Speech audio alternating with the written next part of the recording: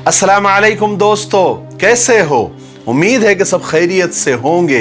अल्लाह आप लोगों को ऐसे ही खुश रखे। ये वीडियो सरकार दो आलम सल्लल्लाहु अलैहि वसल्लम की जिंदगी पर बनने वाली वीडियो सीरीज का, जिसका नाम मोहम्मद सबके लिए, उसका पहला हिस्सा होगा, पार्ट 1 होगा। इससे पहले कि हम सरकार दो आलम सल्लल्लाहु अलैहि वसल्लम की सीरत मुबारका यानी आप सल्लल्लाहु अलैहि वसल्लम की पूरी जिंदगी को सुनना समझना शुरू करें, उससे पहले थोड़ा शॉर्टकट में मक्का मुकर्रमा की सरजमीन का बैकग्राउंड को समझना जरूरी है कि मक्का शहर कहां आबाद हुआ, कैसे आबाद हुआ, किसने आबाद किया, और साथ साथ काबतुल्लाह की तामीर कब हुई, कहां हुई और कैसे शुरू हुई और किसने की, ताकि सरकार दो आलम सल्लल्लाहु अलैहि वसल्लम की पूरी जिंदगी हमारे दिमागों में बेहतर तरीके से बैठ सके। तो चलिए शुरू करते हैं। मक्का मुकर्रमा यानी मक्का शहर आज से तकरीबन 4000 साल से भी ज्यादा पहले हजरत इब्राहिम अलैहिस्सलाम की बीवी हजरत हाजरा अलैहिस्सलाम ने आबाद किया था। यही शहर बाद में मोहम्मद रसूलुल्लाह सल्लल्लाहु अलैहि वसल्लम का वतन हुआ। हजरत इब्राहिम अलैहिस्सलाम के जमाने में यह एक ऐसा इलाका था जहां दूर दूर तक कोई आबादी नहीं थी, यानी न कोई इंसान रहता था, न कोई परिंदा, न कोई जानवर रहता था। बिल्कुल काले पत्थरों से भरा हुआ ये इलाका और चटियल मैदान, न कोई पानी, न कोई सब्जा, न कोई हरियाली का निशान था। मगर खुदा को इस सरजमीन को दुनिया में बढ़ाना था, इसलिए इस जमीन को आबाद करने का अल्लाह तबारक व तआला ने इरादा किया। उसने अपने दोस्त, अपने खलील, अपने प्यारे नबी हजरत इब्राहिम अलैहिस्सलाम को हुक्म दिया कि वो अपनी बीवी और अपने दूध पीते बच्चे को इस जमीन में पहुंचा दे। हजरत इब्राहिम अलैहिस्सलाम ने अल्लाह के हुक्म के आगे सर झुकाया और अपने बीवी बच्चों को इस वीरान और चटियल मैदान में पहुंचा दिया। अल्लाह के खलील यानी अल्लाह के दोस्त हजरत इब्राहिम अलैहिस्सलाम ने अपनी प्यारी बीवी और अपने मासूम बच्चे हजरत इस्माइल अलैहिस्सलाम को उस वीरान जगह पर अकेले छोड़कर चले गए। हजरत हाजरा अलैहिस्सलाम यहां पर हैरान और परेशान फिर रही थी। उनकी गोद में मासूम बच्चा भूख और प्यास से तड़प रहा था। अल्लाह ताला ने अपने फरिश्ते हजरत जिब्राइल अलैहिस्सलाम को भेजा। जिस जगह आज काबा है उसके करीब हजरत इस्माइल अलैहिस्सलाम जहां प्यास की वजह से अपनी एड़ियां रगड़ रहे थे, अल्लाह के हुक्म से वहां पर पानी का चश्मा उबल पड़ा। यही वो चश्मा है जो जमजम का कुआं कहलाता है। इस तरह खुदा ने इस सूखे और बंजर इलाके में पानी का इंतजाम कर दिया और हजरत हाजरा और उनका बेटा हजरत इस्माइल अलैहिस्सलाम यहां सब्र और सुकून के साथ रहने लग गए। फिर क्या था, यहां पानी को देखकर परिंदे आने शुरू हो गए। हर वक्त परिंदों के झुंड वहां पर उड़ने लगे। इत्तेफाक से उस जमाने में एक काफिला वहां से गुजर रहा था। वो काफिला एक कबीले का था। वो कबीले का नाम बनी जुरहुम था, जो पानी की तलाश में इधर उधर भटक रहा था। उसने परिंदों के झुंड को उड़ते हुए देखा तो समझ गए कि यहां कहीं पर पानी मौजूद है, और ढूंढते ढूंढते वो उस कुएं के पास पहुंच गए। हालांकि ये वाकयात बहुत लंबे हैं, लेकिन यहां पर आप सल्लल्लाहु अलैहि वसल्लम की सीरत बताना मकसद है, इसलिए मैं ये सब वाकयात पर शॉर्टकट में और मुख्तसर अंदाज में मैं बोलकर गुजर रहा हूं। उस कबीले वालों ने यहां आकर देखा तो क्या देखते हैं कि एक अकेली औरत अपने मासूम बच्चे को लिए बैठी हुई है। तो उन लोगों ने हजरत हाजरा के पास आकर उनसे यहां रहने की और पानी इस्तेमाल करने की इजाजत मांगी। हजरत हाजरा अपनी तन्हाई से घबराती थी। उन्होंने काफिले वालों को वहां रहने की इजाजत दे दी और इस तरह हजरत हाजरा के बाद पहली आबादी कबीले जुरहुम की वहां पर आबाद हुई। उसके बाद आहिस्ता आहिस्ता और भी लोग आकर वहां पर बसने लगे और देखते देखते ये जमीन का टुकड़ा जिसको तिहामा कहते थे एक छोटी सी बस्ती बन गई। हजरत हाजरा अलैहिस्सलाम को यहां रहते हुए पूरे 15 साल बीत गए। उनके बेटे हजरत इस्माइल अलैहिस्सलाम भी पूरे 15 साल के हो गए और एक दिन हजरत हाजरा अलैहिस्सलाम का इंतकाल हो गया, वो इस दुनिया से रुखसत हो गई। हजरत इस्माइल अलैहिस्सलाम ने अपनी माँ को जमजम के कुएं के करीब ही एक जगह दफन कर दिया। हजरत हाजरा अलैहिस्सलाम के इंतकाल के बाद हजरत इब्राहिम अलैहिस्सलाम मुल्क शाम से मक्का आए।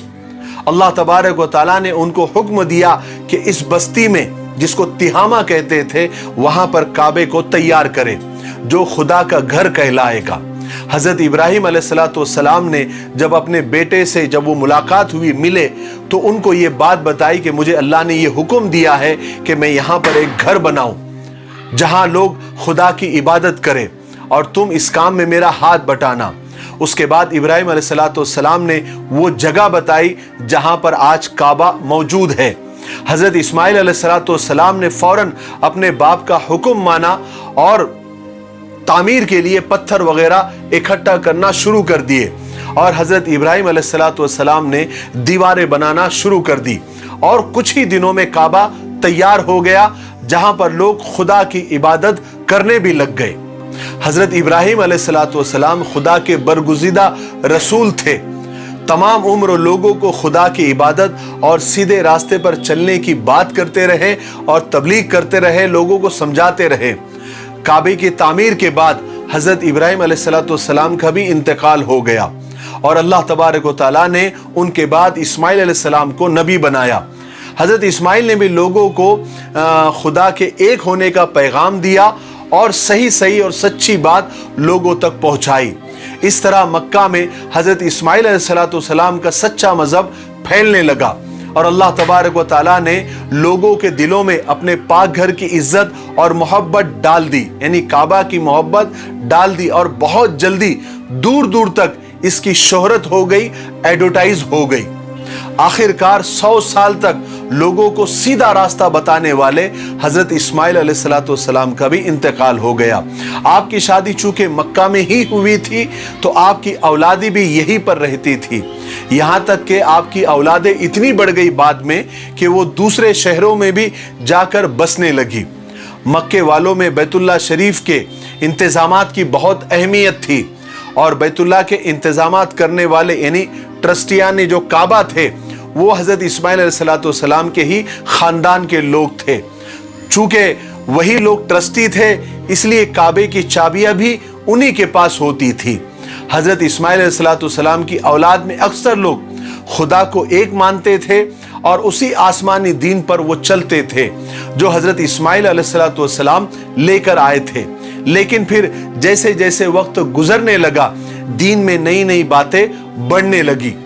यहां तक कि काबे के करीब जो पत्थर पड़े हुए होते थे या काबे को लगे हुए होते थे, लोग काबे की वजह से उन पत्थरों की भी इज्जत करने लगे। आहिस्ता आहिस्ता ये इज्जत इतनी बढ़ी कि लोग उन पत्थरों को अपने साथ रखने लगे और इस्माइल अलैहिस्सलाम की जो औलादी थी, जो उनकी नस्ल थी, वो दूसरे शहरों में भी रहती थी। तो वो लोग वो पत्थर को तबर्रुक समझकर, बरकत की चीज समझकर अपने साथ ले जाने लगे और उन पत्थरों की भी इज्जत करने लगे जितनी वो काबे की और हजरे अस्वद की करते थे। फिर आने वाली औलाद तो एडवांस होती है, उन्होंने पत्थरों की इज्जत अपने बाप दादाओं से ज्यादा वो करने लग गए। यहां तक के बात यहां तक बढ़ गई और बिगड़ गई कि काबा को आने के बजाय वो उन्हीं पत्थरों के इर्द गिर्द घूमने लगे, उसका तवाफ करने लगे और ये इज्जत इतनी बढ़ गई एक वक्त में कि अरब वाले उन्हीं पत्थरों को पूजना उन्होंने शुरू कर दिया और उनकी इबादत करने लग गए और पत्थरों को तराश तराश कर अजीब अजीब शक्लें बनाकर उनकी इबादत करने लगे।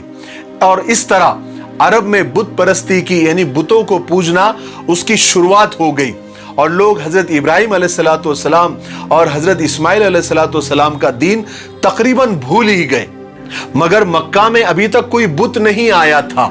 जिस शख्स ने मक्का में बुत परस्ती की शुरुआत की और बुत परस्ती को फैलाया वो उसका नाम था अम्र बिन लुही। वो अपने जमाने में मक्का का सरदार था। हुआ ये कि वो एक दफा अपना इलाज कराने के लिए मुल्क शाम गया, जहां उसने लोगों को पत्थरों को और तस्वीरों को पूजते हुए देखा। तो उसे वो तरीका बहुत पसंद आया और वो वहां से एक बुत लेकर मक्का में आ गया और उसे बैतुल्ला में यानी काबा में रखवाया। इस तरह पहला बुत काबा में रखा गया जिसका नाम हुबुल था। फिर अम्र एक दिन जद्दा गया, वहां से भी वो कुछ बुत उठाकर ले आया और लोगों से कहने लगा कि इनकी इबादत करो। लोग चूंकि हर साल मक्का में हज को आते थे तो बहुत जल्दी उन बुतों की शोहरत हो गई और लोग उनसे मिन्नतें मांगने लग गए। अरब में चूंकि सैकड़ों कबीले थे, सब ने अपने अलग अलग बुत बना लिए। जो कबीला जितना बड़ा और मशहूर था, उनके बुत उतने ही बड़े और उतने ही मशहूर हो गए। मक्का में सबसे बड़ा और मशहूर कबीला कुरैश का था। उनके बुत का नाम हुबुल और उज़्ज़ा था। और दूसरा जो मशहूर कबीला था वो ताइफ का था, जिसका नाम सकीफ था, कबीले सकीफ, और उनके बुत का नाम लात था। उसके अलावा और भी बहुत सारे बुत थे जिनके नाम आसाफ, नाइला वगैरह ऐसे कुछ थे। इस तरह खुदा का घर बुतों का अड्डा बन गया। इसी तरह बुत परस्ती करते हुए सदियां गुजर गई, लोगों के जहन बदल गए। अब वो खुल्लम खुल्ला बुतों को पूजने लग गए, मगर फिर भी इतनी बुत परस्ती के बावजूद बैतुल्ला की इज्जत, काबे की इज्जत उन लोगों के दिलों में थी, जैसा कि उनके बाप दादाओं के दिलों में थी और उनके जमाने में थी। लोग ऐसे वक्त में भी अपने घरों को काबे से ऊंचा नहीं बनाते थे, उसको बहुत बड़ा गुनाह समझते थे। ये वीडियो अब काफी लंबा हो रहा है, इसलिए आज हम यहीं पर रुक जाते हैं। अब हम दूसरे हिस्से में आपको बताएंगे कि जमजम का कुआं कहां चला गया, उसको किसने बंद कर दिया, कब बंद कर दिया। अब तो लोग भूल भी गए थे कि यहां पर कोई कुआं भी था। वो कैसे मिला, किसने बताया। फिर हाथियों वाला किस्सा, जो अबाबिल वाला किस्सा था, जो कुरान पाक में भी मौजूद है।